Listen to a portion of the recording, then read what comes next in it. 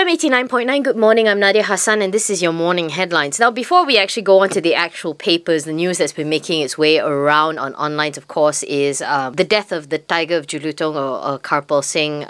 Very predominant figure, rose to a lot of fame. He's been very, very vocal as a politician.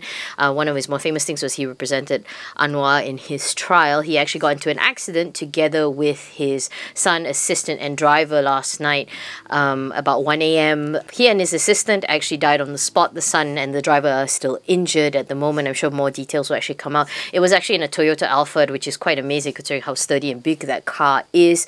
But it's certainly a very tragic loss. And a lot of people have been taking to Twitter and everything, including PM Najib, talking about the loss of a man who was literally, a bit larger than life. And the interesting point to note is this is the second time he's actually got into an accident. The first time put him in a wheelchair as well.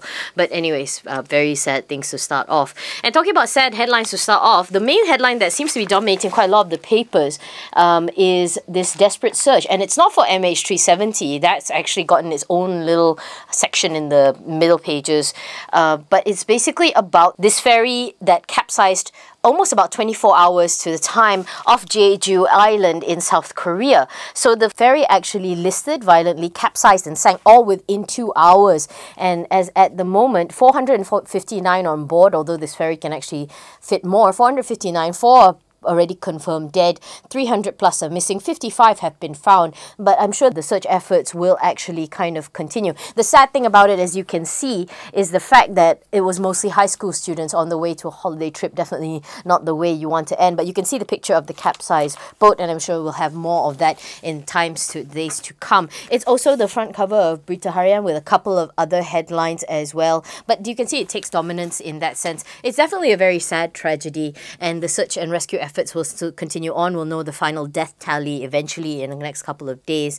As Sharad pointed out this morning, at least they kind of know it's localized. It's definitely a tragedy. At least they know what happened. Same can't be said for MH370. As I mentioned earlier, a lot of them have bumped it to the middle pages, although there is their own section on it. But NST has not. They have gone with yet another world exclusive. NST has been getting a lot of world exclusives. Never mind that some of them don't seem to really pan out. They even misspelled one of the names of the pilot, so not exactly a good blow for them. But the question is MH370 intact on the ocean floor? This is because there's no debris been found, so they wondered if it just sort of crashed hole into the bottom of the ocean. If you actually go to the story itself, it actually quotes a man called Professor Dr. Muhammad Fazil Muhammad Akhir, head of Laboratory of Geology and Physical Oceanography of University Malaysia Terengganu. He says that they're actually exploring it as a theory as to why it's been happening, which is interesting, definitely from a reading point of view, but you have to wonder yourself whether it's really a world exclusive or it's not a theory that people have been bandied about before.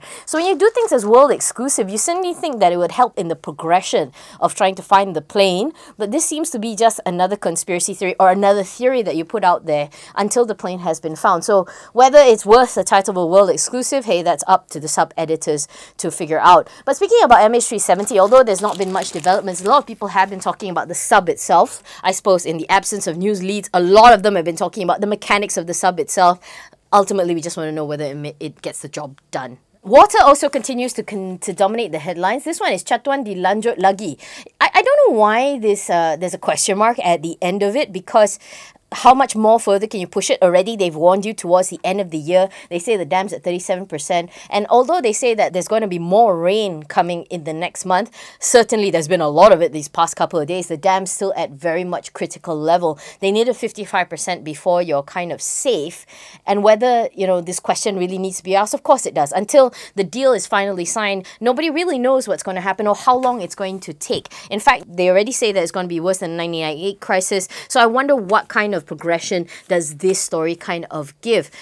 Star gives a bit more of a progression, admittedly. They actually talks about Selangor needs to ink the deal. So what happens is Minister Maximus Ongkili actually said that the state actually needs to sign the heads of agreement deal first before they can invoke Wasia. And after that, they still have to contend with the fact that some of the water players do not want to sign. There could be arbitration. So the quick solution that was the hope when Langat 2 and the deal was actually first struck seems to be fading away day by day as more red red tape continues to bog it down. And in the meantime, regardless, all of us are still complaining that we do not have enough water to shower. The Malay Mail, however, chooses to go with another topic that we've actually been following on. Behave or be banned from stadiums, FAM tells fans. Basically, shape up or ship out.